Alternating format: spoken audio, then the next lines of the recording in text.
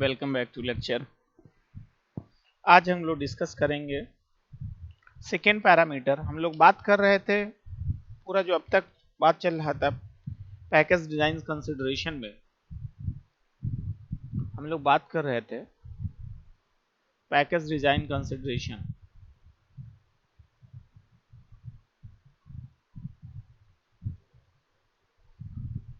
Package design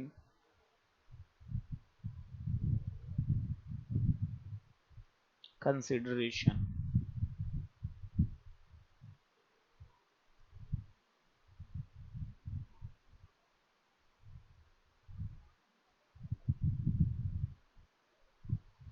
पहला हमने इसमें डिस्कशन किया था डिजाइन रूल प्रीवियस लेक्चर में।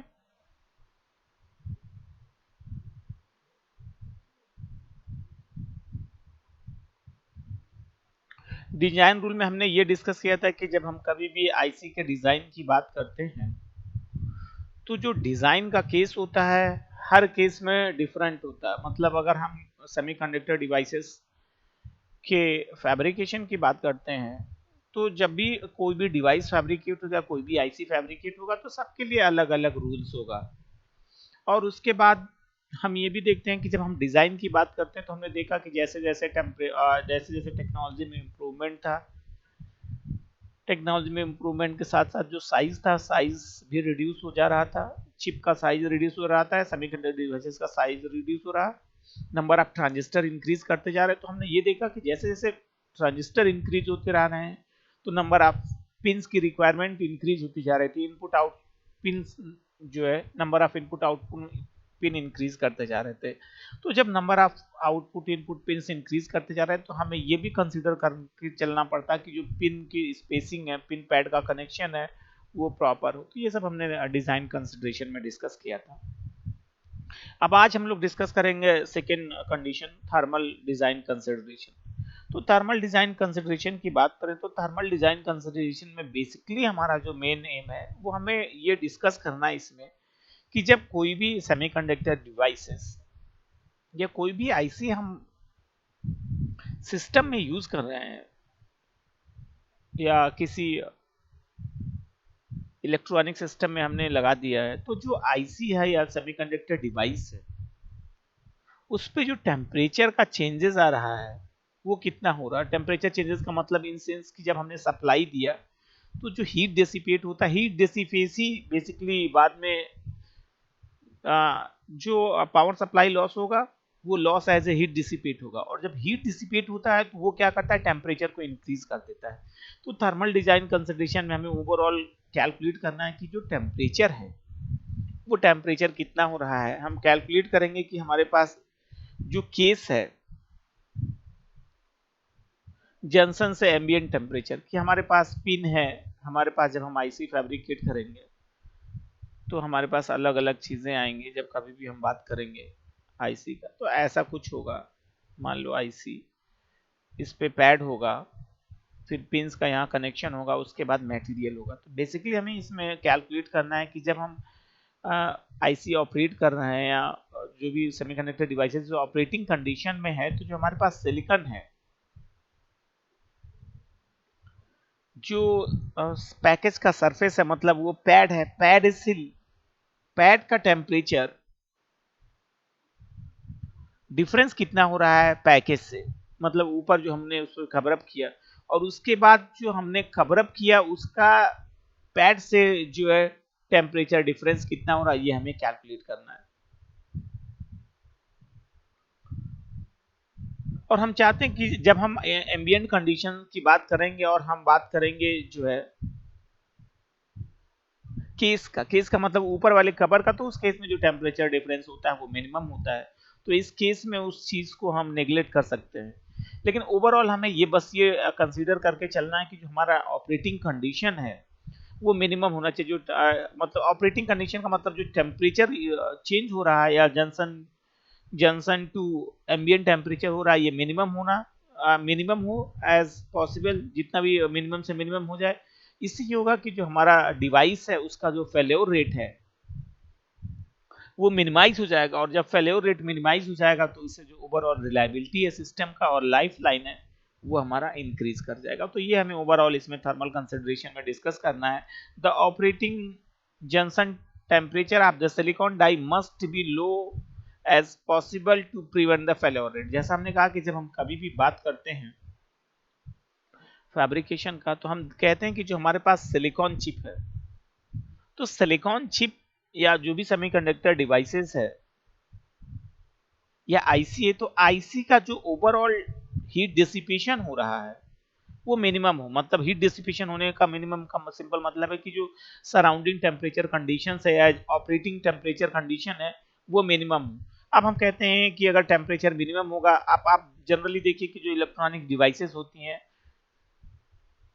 उनका क्या है कि उनके लिए जो टेम्परेचर होता है वो मिनिमम होता है, क्योंकि जब टेम्परेचर हाई हो जाता है तो हमारी जो डिवाइसेस होती हैं उनके फेल्योर रेट मैक्सिमम हो जाता है। तो ये थर्मल कंसिडरेशन इंपॉर्टेंट पोर्शन होता है जब कभी भी हम किसी भी आईसी का डिजाइन करते हैं या किसी भी सेमीकंडक्टर डिवाइसेस के फैब्रिकेशन की हम बात करते हैं।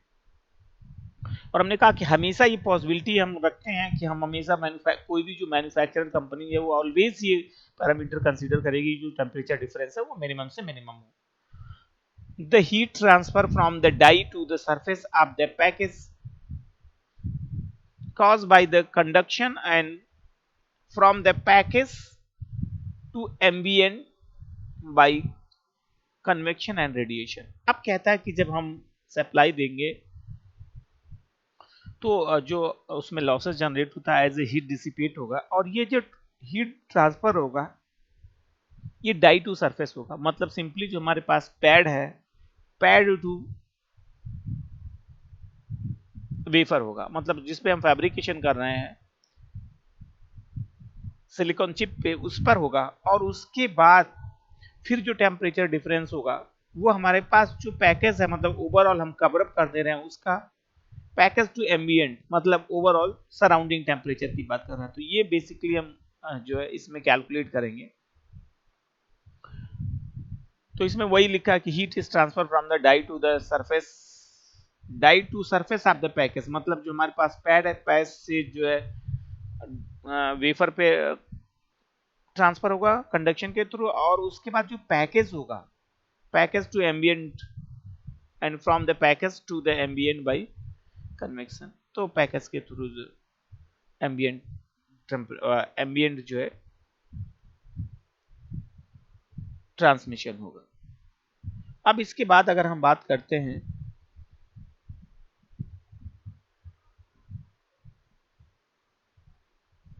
कि usually the temperature difference between the case and ambient is small so the radiation can be neglected. तो हमने कहा था कि जब हम कहते हैं कि कोई भी आईसी यूज कर रहे हैं तो आईसी यूज होने के केस में जो ओवरऑल टेम्परेचर होगा सराउंडिंग टेम्परेचर होगा वो, और उसके बाद जो है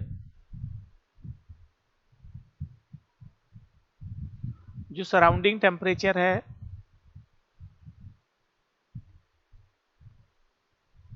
और उसके बाद जो पैकेज है, पैकेज का जो टेम्परेचर डिफरेंस है, पैकेज का मतलब सिंपली जो है केस जो ऊपर हमने कवर अप किया है ये डिफरेंस बहुत मिनिमम होता है। इस वजह से जब कभी भी हम टेम्परेचर की बात करते हैं तो इस मिनिमम डिफरेंस को हम नेग्लेक्ट कर देते हैं, कंसीडर करके नहीं चलते। Package device environmental must be establish the following variable. अब जब हम कभी भी बात करेंगे कि जो हमारे पास आईसी होगा सेमीकंडक्टर डिवाइसेस होगा और उसके फॉर्मेशन की हम बात करते हैं तो जो टेम्परेचर होगा टेम्परेचर को हम कैलकुलेट करेंगे, और ये कैलकुलेशन अभी नीचे दिया हुआ है, फॉर्मूला है कैलकुलेशन के लिए कैसे हम करेंगे। कि मतलब कि कोई भी आईसी है या कोई भी डिवाइस है उसको हम यूज कर रहे हैं इन्वायरमेंट में, मतलब सिंपली किसी सिस्टम में, तो उसके केस में कितना टेम्परेचर जनरेट होगा उसको हम कैलकुलेट करेंगे और फाइनल टेम्परेचर कैलकुलेशन कर लेंगे। तो जब हम अब कभी भी कैलकुलेशन की बात करेंगे तो जब कभी भी कोई भी डिवाइस यूज होगा सिस्टम में तो बेसिकली जो कैलकुलेशन होगा वो हम पहले PWB printed wire board temperature, अब ये पूरे सिस्टम का पूरा कैलकुलेशन की बात कर रहे हैं, ये पूरे सिस्टम के कैलकुलेशन की बात कर रहे हैं कि जो हमारे पास प्रिंटेड वायर बोर्ड है जिस पे हम इंटीग्रेशन कर रहे हैं, इंटीग्रेशन के केस में जो टेम्परेचर है वो कितना हो रहा है, उसके बाद total power dissipate on the board, कि जब हमने इंटीग्रेशन कर दिया, ये तो बेसिक बोर्ड का टेम्परेचर कितना है उसकी बात कर रहा है। अब उसके बाद जब हमने इंटीग्रेशन परफॉर्म कर दिया, तो इंटीग्रेशन के बाद जो डिवाइसेस यूज हुई हैं उनमें हम सप्लाई देते हैं, तो उसके बाद जो उसमें टोटल डिसिपेशन हो रहा है उसकी बात कर रहा है, लोकल नेबर पावर डिसिपेशन। अब अगर हमने कहा कि हम किसी सिस्टम को यूज कर रहे हैं, तो उस केस में उसके पैरेलल में जो भी सिस्टम से इलेक्ट्रॉनिक डिवाइसेस यूज हो गई, उससे कितना जो है टेम्परेचर इंक्रीज हो रहा है, या हीट डिसिपेशन पावर जो है डिसिपेट हो रहा है। तो पावर डिसिपेट का सिंपल मतलब है कि heat as a heat generation होगा और टेम्परेचर में इंक्रीज होगा। तो इस केस में जो टेम्परेचर में वेरिएशन है कितना होगा, और उसके बाद जो है कंडक्टिविटी बोर्ड की कितनी है, ये पैरामीटर भी हम कंसीडर करेंगे। क्योंकि अगर कंडक्टिविटी मिनिमम हो जाएगा तो इसका मतलब जो हमारे पास लॉस है वो मैक्सिमम हो जाएगा, क्योंकि वो ब्लॉकेज करेगा और वो blockage as a heat dissipate होगा। अब हम ओवरऑल थर्मल रेजिस्टेंस को कैलकुलेट करते हैं। तो अब हम कैलकुलेट करेंगे overall thermal resistance can be considered as the sum of two thermal resistance. अब हम थर्मल रेजिस्टेंस की ओवरऑल थर्मल रेजिस्टेंस कैलकुलेट कर रहे हैं, जंक्शन से एम्बिएंट कंट्रोलर की बात कर रहे हैं कि हमारे पास जो जंक्शन है और उसके बाद जो जंक्शन का मतलब सिंपली जो हमारे पास डिवाइस है मेन जहां पे पिन पैड लगा है वहां से, और जो इन्वायरमेंटल कंडीशन है उस केस में जो टेम्परेचर है वो कितना हो रहा है, रेजिस्टेंस कितना हो रहा है, बाद में हम इसको टेम्परेचर से कैलकुलेट करेंगे रेजिस्टेंस को हीट के थ्रू। तो दो चीजें हमें कैलकुलेट करना है कि ओवरऑल कितना है। तो जब हम बात करते हैं कभी भी किसी भी सिस्टम की बात कर रहे हैं कि हमारे पास क्या है, ये हमारे पास पूरा अगर एक कंप्लीट सिस्टम हो, तो कंप्लीट सिस्टम से जो एम्बिएंट टेम्परेचर या सराउंडिंग में जो आप एक हम फिक्स वैल्यू रखते हैं उससे कितना टेम्परेचर आ रहा है, कितना रेजिस्टेंस दोनों के बीच में क्रिएट हो रहा है, ये मेन फंक्शनिंग बॉडी से, मतलब जब हम परफॉर्म कर रहे हैं जो हमारे पास पैड है वहां से एम्बिएंट कंडीशन। अब अगर इसकी हम बात करेंगे तो इसमें दो चीजें हो जाती हैं। अब ये क्या होगा कि इसके बाद जो जंक्शन होगा जहां पे फॉर्मेशन हो रहा है, जंक्शन से केस मतलब जो हम कवर कर रहे हैं, ये ऊपर से जो कवर अप हुआ है पैड, उसके केस में जो रेजिस्टेंस है वो कितना हो रहा है, और उसके बाद जब हम केस से क्या कर रहे हैं एम्बिएंट जो है रेजिस्टेंस कैलकुलेट कर रहे हैं कितना हो रहा है। मतलब अगर हमने कहा कि ये हमारे पास कोई भी सेमीकंडक्टर डिवाइसेस है, तो जो यहाँ पे हमने कहा अगर जंक्शन है तो ये जंक्शन पे कितना रेजिस्टेंस है, फिर उसके बाद ये जंक्शन से केस का हो जाएगा, ये जंक्शन से केस का कैलकुलेशन है। उसके बाद जो केस है, केस से ये एक्सटर्नल एनवायरनमेंट की बात कर रहा है, एनवायरनमेंट में कितना होगा। तो ओवर फाइनल हम कहां से कैलकुलेट करें, जंक्शन से एम्बिएंट टेम्परेचर। तो यही है कि जब हम रेजिस्टेंस कैलकुलेट करेंगे तो जंक्शन से एम्बिएंट रेजिस्टेंस की बात करेंगे तो कॉम्बिनेशन होगा जंक्शन से केस और केस से जो है एम्बिएंट। अब अगर हम बात कैलकुलेट करेंगे कि जंक्शन से केस की बात करते हैं, तो बेसिकली ये टेम्परेचर डिफरेंस हो जाएगा कहां से, जंक्शन पे क्या टेम्परेचर है और केस पे कितना टेम्परेचर है, divided by P. P simply है पावर जो इस पे हम supply as a supply provide करते हैं। उसके बाद हम बात करते हैं थीटा जेसी। तो इस केस में अगर हम कैलकुलेट करना है, अब हम कैलकुलेट कर रहे हैं कि जो रेजिस्टेंस है वो हमारा केस से एम्बिएंट के केस में कितना हो रहा है। तो जब हम इस केस की बात करेंगे तो इसका मतलब कि ये टेम्परेचर डिफरेंस हो रहा है हमारे पास जो ये केस है और उसके एक्सटर्नल एनवायरनमेंट कंडीशन पे। तो ये दोनों टेम्परेचर डिफरेंस हो गया TC minus T A by P, जहाँ पी जो पावर है सप्लाई उसके अकॉर्डिंग। तो ये पूरा कैलकुलेशन हमें इसमें करना है। और अगर हम बात करें तो ये उसमें लिखा हुआ है कि theta J simply junction to ambient thermal resistance है, जे सी ए है junction to the case thermal resistance है, और उसके बाद जे सी ए की अगर हम जे सी ए की बात करें तो case to ambient thermal resistance है, और जे सी ए जो जंक्शन टू केस था। T J average die are the junction temperature की बात कर रहे हैं, और उसके बाद टीसी बात कर रहे हैं एवरेज केस टेम्परेचर की बात कर रहे हैं, और टी ए हम एम्बिएंट टेम्परेचर की बात कर रहे हैं, और पी यहाँ पे हमारा जो है पावर सप्लाई है।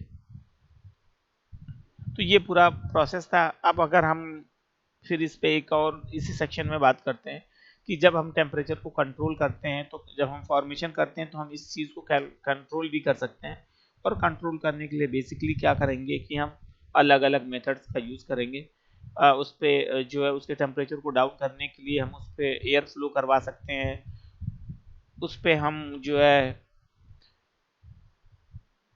एयर एयर फ्लो करवा देंगे, या हम उसको कूलिंग टब में रख देंगे जिससे ये कूल हो जाएगा। तो ये पूरा है thermal characterisation are done by the mounting the package device as shown in the figure। Fluid bathtub का इसका सिंपल मतलब है कि अगर हम टेम्परेचर को मिनिमाइज करना चाहते हैं फॉर्मेशन के ड्यूरेशन में, तो हमारे पास जो आईसी होगा, आईसी को हम क्या करेंगे, बेसिकली एक टब होगा, टब में डिप कर देंगे।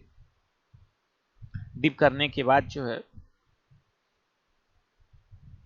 हम कैलकुलेट कर लेंगे जो है पूरा टेम्परेचर। उसके बाद हम हीट सिंक की बात करेंगे। तो हीट सिंक की अगर हम बात करते हैं तो इस केस में बेसिकली क्या होगा कि हम यहाँ पे एक और सरफेस जो हमारे पास आईसी होगा, पिंस होगा, उसको हम एक अलग सरफेस पे रख देंगे जिससे जो हीट होगा वो ट्रांसफर हो जाएगा। और विंड टनल है, विंड टनल के केस में हम क्या करेंगे, एयर फ्लो करवा देंगे और जिससे जो टेम्परेचर होगा वो डाउन हो जाएगा। और ये स्टिल एयर है, फिर से ये फर्दर उस केस में भी होगा जहाँ एयर फ्लो होगा, उसी इन्वायरमेंट में आईसी को रख देंगे तो जिससे ये टेम्परेचर ड्रॉप है, ये टेम्परेचर ड्रॉप मिनिमम हो जाएगा। तो मतलब इस केस में जो थर्मल रेजिस्टेंस है वो मिनिमाइज हो जाएगा क्योंकि टेम्परेचर डिफरेंस हमारा मिनिमाइज हो जाता है। तो ये जो पूरा प्रोसेस था ये हमारा था थर्मल कंसिडरेशन का। अब हम बात करते हैं इलेक्ट्रिकल कंसिडरेशन की। तो इलेक्ट्रिकल कंसिडरेशन की अगर हम बात करेंगे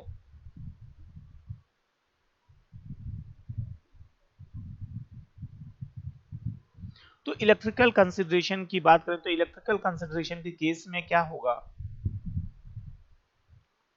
इन अब इलेक्ट्रिकल कंडीशन की केस में हम सारा पैरामीटर कंसीडर करते हैं कि उसमें लॉसेस कितना है, उसमें रेजिस्टेंस मिनिमम होना चाहिए, सारा पैरामीटर जो ग्राउंड जो हमारे पास आईसी होगा उसकी जो ग्राउंडिंग डिस्टेंस है वो मिनिमम होना चाहिए, लीड्स उसमें मिनिमम होना चाहिए। तो सारा कुछ इसमें हम कंसीडर करते हैं। इन द हम बात करते हैं इलेक्ट्रिकल में, in the IC package level there are the several electrical performance criteria. तो अब हम बात करते हैं जब कभी भी हम आईसी इलेक्ट्रिकल कंसिडरेशन की बात करते हैं तो किसी भी आईसी के केस में हम बहुत क्राइटेरिया होता है, मतलब सेवरल क्राइटेरिया या सिंपली कंडीशंस होता है कि हम क्या करते हैं कि कोई भी डिवाइस है वो प्रॉपरली ऑपरेट करें। तो इस केस में हम कहते हैं कि लो ग्राउंड रेजिस्टेंस, मतलब minimum power supply voltage drop. तो ये इसका सिंपल मतलब ये कि जब हम ग्राउंडिंग करते हैं तो ग्राउंडिंग के केस में जो रेजिस्टेंस है वो रेजिस्टेंस हमारा मिनिमम होना चाहिए। क्यों? क्योंकि रेजिस्टेंस मिनिमम है तो जो ओवरऑल एक्सेस हमारा चार्ज होगा या एक्सेस जो कैरियर होगा या एक्सेस जो करंट होगी वो इजिली क्या हो जाएगी, ग्राउंडिंग हो जाएगी।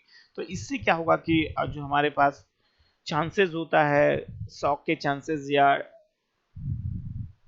हम कहते हैं कि हमारे जो डिवाइस है, डिवाइस के हीटअप होने या क्या कहते हैं बर्नअप होने के चांसेस मिनिमाइज हो जाएंगे क्योंकि उस केस में जो भी एक्सेस सप्लाई होगी वो ग्राउंड के थ्रू निकल जाएगी।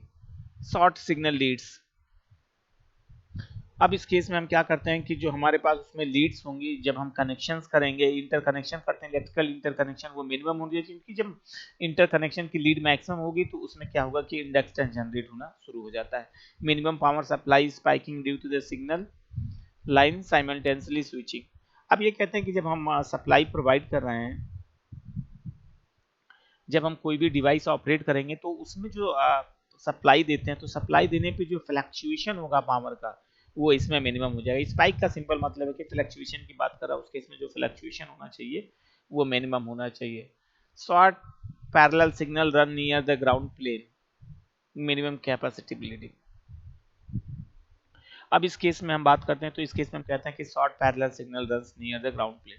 तो इस केस में जो पूरा फ्लो होगा वो मिनिमम होना चाहिए, मतलब पैरेलल फ्लो जो होगा वो मिनिमम होना चाहिए। क्यों? क्योंकि जब दो प्लेट्स की बात करेंगे तो प्लेट्स के केस में जो होगा कैपेसिटेंस जनरेट हो जाएगा, वो एज ए कैपेसिटर बिहेव करने लगेगा जिससे जो इसमें क्या होगा कि चार्ज स्टोरेज के चांसेस मैक्सिमम हो जाएंगे। तो इसलिए हम जब कभी भी बात करते हैं कि short parallel signal runs near the ground plane की जो आपके पास डिस्टेंस है वो मिनिमम होना चाहिए, क्योंकि इस केस में अगर डिस्टेंस मिनिमम है तो जो स्टोरेज है वो मिनिमम हो जाएगा।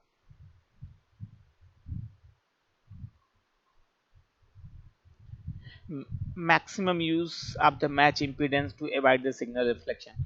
अब हम कभी भी जब बात करेंगे तो इस केस में हम ये भी कहते हैं कि जब हम कभी भी कोई भी डिवाइस यूज कर रहे हैं या डिवाइस का इंटरकनेक्शन कर रहे हैं या हम जैसे मेटलाइजेशन परफॉर्म कर रहे हैं, तो मेटलाइजेशन के केस में जो दोनों पोर्ट्स हैं, दोनों पोर्ट्स का इम्पीडेंस है वो मैच होना चाहिए, क्योंकि जब इम्पीडेंस मैच होगा तो इस केस में जो रिफ्लेक्शंस होंगे वो मिनिमाइज हो जाएंगे, और रिफ्लेक्शन मिनिमाइज होगा तो इसका मतलब जो पावर लॉस है वो मिनिमम हो जाएगा, और पावर लॉस मिनिमम होने का मतलब जो ओवरऑल टेम्परेचर है वो कंट्रोल में। All the above criteria depends on the some variable. अब जो ऊपर हम सारे क्राइटेरिया की बात कर रहे हैं वो सारा क्राइटेरिया बेसिकली डिपेंड करता है कुछ पैरामीटर्स पे। उस पैरामीटर्स की हम बात करते हैं तो कंडक्टर का क्रॉस सेक्शन की बात कर रहे हैं, क्योंकि हम जानते हैं R equal to rho L by A हो जाएगा। कंडक्टर लेंथ की बात करते हैं, और उसके बाद डाइलेक्ट्रिक थिकनेस की बात करते हैं कि सिंपली जब कैपेसिटेंस की बात कर रहे हैं तो एप्सिलॉन 0 बाई डी, और उसके बाद dielectric constant of the packaging body, और उसके बाद most important electrical consideration in the IC package is the noise reduction. और हम इसके केस में ये भी कंसीडर करके चलेंगे कि जो हमारे पास नॉइज रिडक्शन है वो मिनिमम हो। अब ये जो ऊपर का पैरामीटर है conductor cross section, conductor length, dielectric thickness और जो डाइलेक्ट्रिक कांस्टेंट प्रॉपर्टी, तो ये बेसिकली तो दोनों चीज है। ये रेजिस्टेंस की बात कर रहा है, क्योंकि रेजिस्टेंस का हम जब कैलकुलेशन करेंगे तो R equal to rho L by A हो जाएगा। तो इस केस में इस पैरामीटर को मतलब लेंथ को हम कंसीडर करते हैं, क्रॉस सेक्शन एरिया को कंसीडर करते हैं, और एप्सिलॉन 0 बाई ए। तो इस केस में हम कैपेसिटेंस कैलकुलेट करेंगे तो ये जो दोनों बेसिक है डाइलेक्ट्रिक थिकनेस और डाइलेक्ट्रिक कांस्टेंट, ये दोनों हम बात करते हैं कैपेसिटर के केस में। तो यहाँ पे हम जब बात करेंगे तो कैपेसिटर जो है मिनिमम होना चाहिए। तो हम बात कर रहे थे कि जो ये कंसिडरेशन है इस पे बात चल रहा था। तो जैसे हमने कहा कि अगर हमें रेजिस्टेंस की बात करते हैं तो रेजिस्टेंस का सिंपल मतलब हो गया R equal to rho L by A हो जाएगा, और कैपेसिटेंस की बात करेंगे तो एप्सिलॉन 0 ए बाई डी हो जाएगा। तो ये वही कहता है कि जब हम कभी भी बात करेंगे तो ये यहाँ पे जो ये थिकनेस हो जाएगी और ये डाइलेक्ट्रिक कांस्टेंट हो जाएगा, और जब क्रॉस सेक्शन की बात करेंगे तो ये यहाँ पे जो है क्रॉस सेक्शन एरिया हो जाएगा, ये कंडक्टर लेंथ हो जाएगा। और हमने पहले भी कहा था कि जब हम कभी भी बात करेंगे तो हम इस चीज को कंसीडर करके चलेंगे कि जो हमारे पास रेजिस्टेंस है वो मिनिमम होना चाहिए, कंडक्टर जो हमारे पास रजिस्टिव जो कनेक्शन का डिस्टेंस है वो मिनिमम होना चाहिए, क्योंकि जब कनेक्शन मैक्सिमम हो जाएगा तो उसमें इंडक्टेंस जनरेट हो जाएगा। और हम कहते हैं कि जो पैरेलल प्लेट की डिस्टेंस की बात कर रहे हैं वो मिनिमम होना चाहिए, कि जिससे जो कैपेसिटेंस होगा वो मिनिमाइज हो जाएगा। तो ये सब चीज़ें कंसिडर हम करके चलते हैं। अब most important electrical consideration in noise reduction, और हम एक इसको भी कंसिडर करके चलेंगे कि जब कभी भी हम आईसी पैकेजिंग की बात करते हैं तो जो नॉइज हो वो मिनिमम नॉइज हो। मिनिमम नॉइज का सिंपल मतलब है अगर लॉस मिनिमम हो रहा है आपका पूरे सिस्टम में तो जो हमारे पास नॉइज है वो मिनिमम जनरेट होगा। when a line switches when a line switches the voltage induced in the ground line is shown। अब हम कहते हैं कि अगर हम पैरेलल की बात करते हैं, हम पैरेलल में लाइन स्विचेस यूज किए हुए हैं, तो उस केस में जो वोल्टेज इंड्यूस होता है वी आई उसको हम कैलकुलेट किए हैं L G D I by D T. यहाँ पे एल जो हमारा वो इंडक्टेंस है ग्राउंड लीड का, और ये है आई जो करंट है फ्लो हो रही है वो, और वी है वोल्टेज इंड्यूस। तो यहाँ पे वी आई लिखा है, V I is the induced current voltage, ये पूरा वी आई की बात कर रहा है। और एल जी इज बेसिकली जो है inductance of the ground leads, and D I D T is the derivative of the current with respect to the time. या सिंपली हम कहते हैं कि चार्ज कैरियर का फ्लो है। इसके बाद इसी में कहते हैं कि अब हमने ये तो किसी पर्टिकुलर एक की बात की कि हमारे पास एक सिंगल लाइन है, उसके केस में जो इंड्यूस वोल्टेज कितना हो रहा है। अगर हम ये बात ये कहते हैं कि अगर हमारे पास जे पैरेलल लाइंस है और वो स्विचिंग में यूज हो रही है, मतलब जे पैरेलल स्विचेस आर यूज, मतलब हम कहते हैं कि डिवाइसेस जो हम यूज कर रहे हैं वो पैरेलल में जो है जे नंबर ऑफ डिवाइसेस यूज कर रहे हैं, तो ओवरऑल जो वोल्टेज इंड्यूस्ड होगा वो VI इक्वल टू LG, यहाँ पे वो इंडक्टेंस की बात कर रहा है, और DIJ/dt, जे जहाँ है number of switching. So in order to reduce the induced voltage, multiple ground must be used to reduce the LG। अभी कहता है अगर हमें इंड्यूस्ड वोल्टेज को रिड्यूस करना है, VI multiple ground must be used to reduce the LG। अब अगर हमें इंडक्टेंस को जो है, अगर हम मल्टीपल इंडक्टेंस यूज कर लेंगे तो जो हमारे पास मल्टीपल ग्राउंडिंग हम यूज कर लेंगे, तो इस केस में क्या हुआ कि जो रिएक्टेंस है वो हमारा रिड्यूस हो जाएगा, और ओवरऑल जो वोल्टेज इंड्यूस हो रहा है वो भी हमारा क्या हो जाएगा, reduce. If m ground lead are used then the total inductance is given by LG/m। अब कहते हैं कि अगर हमने m लीड का यूज कर लिया ग्राउंडिंग के लिए, तो बेसिकली जो ओवरऑल इंडक्टेंस होगा वो LG/m हो जाएगा। तो इसका सिंपल मीनिंग ये हुआ कि अगर हम जो है मल्टीपल ग्राउंडिंग का यूज करेंगे तो इस केस में जो हमारा इंडक्टेंस है वो मिनिमाइज हो जाएगा। Inductance can be reduced through the use of the large ground planes with the package। और ये हम कहते हैं कि इंडक्टेंस को हम क्या करते हैं, रिड्यूस कर सकते हैं जब हम लार्जर एरिया में पैकेजिंग करते हैं विद इन द पैकेज। मतलब inductance can be reduced through the use of large grounding planes within the package, कि जब हम कभी भी बात करते हैं, हम ग्राउंडिंग की बात कर रहे हैं, हम कनेक्शंस कर रहे हैं, तो जब हम ग्राउंडिंग करते हैं तो जो ये एरिया ग्राउंडिंग एरिया ये पैकेज में होना चाहिए, विद इन पैकेज हो। तो इससे इस केस में क्या होगा कि जो हमारे पास विड्थ लेंथ होगी वो मिनिमम हो जाएगी, जिससे ओवरऑल जो होगा इंडक्टेंस वो रिड्यूस्ड हो जाएगा। अब इसके बाद हम मैकेनिकल कंसिडरेशन की बात करते हैं।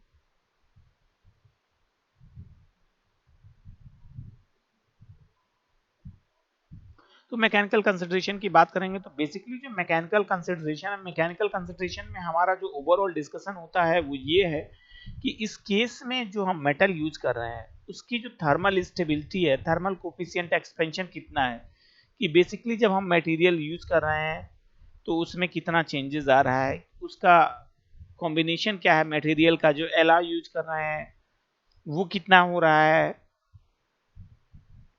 और इसकी थर्मल प्रॉपर्टीज क्या है। जब हम इसमें पैकेजिंग कर रहे हैं तो जो पैकेजिंग है वो प्रॉपर और अच्छी पैकेजिंग हो रही है या ना, ये सब इसमें हम डिस्कस करेंगे। तो इसमें बेसिकली एक दिखाया गया कि जब हम मैकेनिकल कंसिडरेशन की बात कर रहे हैं और ये हम पैकेजिंग परफॉर्म कर रहे हैं, तो मैकेनिकल कंसिडरेशन हमने आईसी का फॉर्मेशन किया, तो ये हमारे पास वेफर होता है जिसपे हम फैब्रिकेशन कर लेंगे। इसमें लिखा हुआ है कि हमारे पास मेटेलिक लीड फ्रेम है, ये हमारे पास मेटेलिक लीड फ्रेम है यहाँ पे भी, और ये हमारे पास सिलिकॉन है जिसपे हम फॉर्मेशन कर रहे हैं, और ये ओवरऑल जो है ये जो पूरा कवरअप दिख रहा है ये प्लास्टिक का कवरअप कर देते हैं।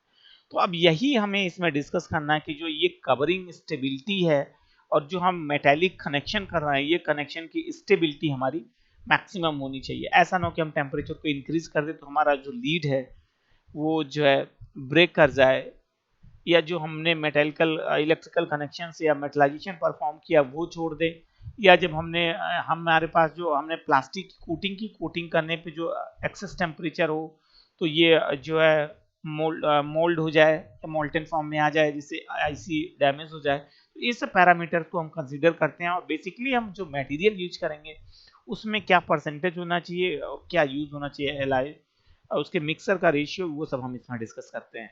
तो the material for package construction is ideally matched with the physical property of VLSI die, usually the TEC thermal coefficient expansion।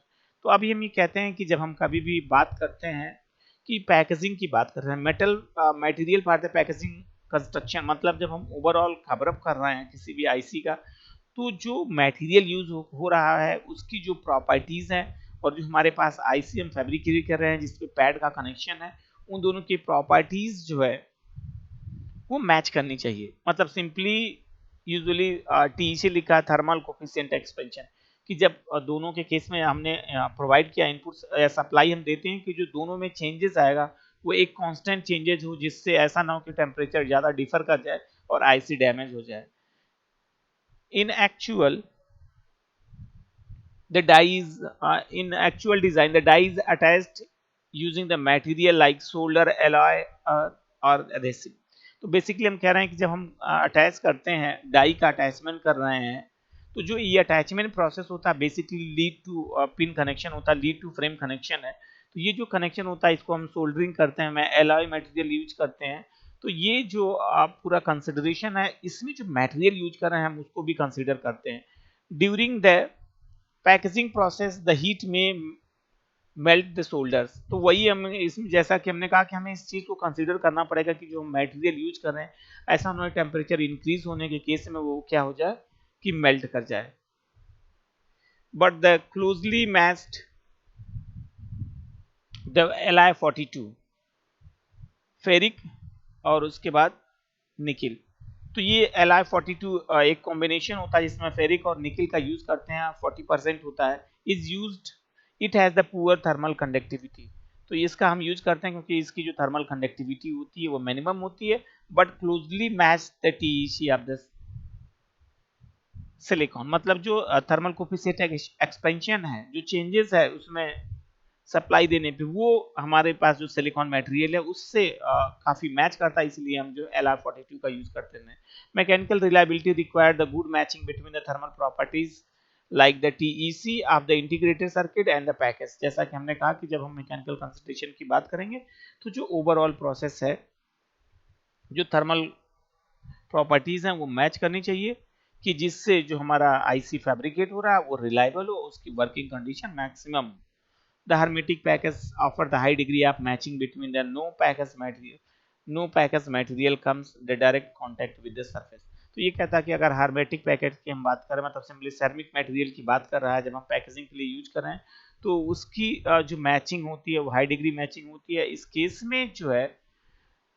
और जो हम फैब्रिकेशन करते हैं तो हमारे पास जो मटेरियल होता है वो डायरेक्टली आईसी के सरफेस पे कांटेक्ट में नहीं आएगा। तो ये मैकेनिकल प्रॉपर्टीज होती है। बेसिकली हम इसमें जो डिस्कशन करते हैं कि जो भी मटेरियल हम यूज कर रहे हैं इंटरकनेक्शन के लिए या कैपिंग के लिए या इनकैप्सुलेशन के लिए, उसकी प्रॉपर्टीज जो हमारे पास आईसी है, जो वेफर है, जो मटेरियल है, उनकी प्रॉपर्टीज सेम होनी चाहिए, जिससे जो प्रॉब्लम्स है डैमेज होने के चांसेस मिनिमम हो जाए।